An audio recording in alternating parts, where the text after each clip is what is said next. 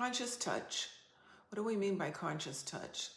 We have a whole workshop on this, but what we'll say for right now is that it has to do with bringing consciousness into when you touch somebody or when you're being touched, rather than just, doing it unconsciously, which can feel good, but it's much more exquisite to really get your attention where the point of contact is and keep it there.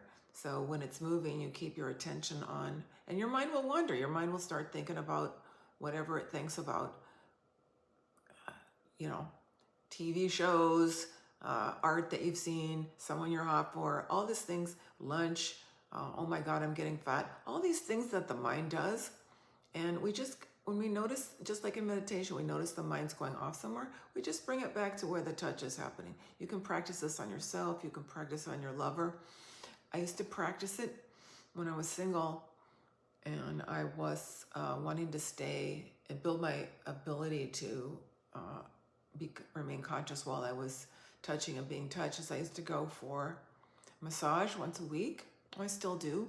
And I would keep my attention on where the massage person was touching me. I would just try to keep, as a meditation, just keep my mind at the point of contact. This helped me later with lovemaking, because you want to be able to bring your consciousness. They've actually done studies that people can tell when they're being touched how conscious the person is who's touching them, or whether they're just, rubbing them. So this is part of Tantric lovemaking, is that we, as a personal practice, we develop our ability to remain conscious while we touch and not go unconscious, to be present, to not be in a hurry. And this totally infuses our lovemaking with a certain mindfulness, a certain honoring of the moment. Actually, some people experience as a certain divinity.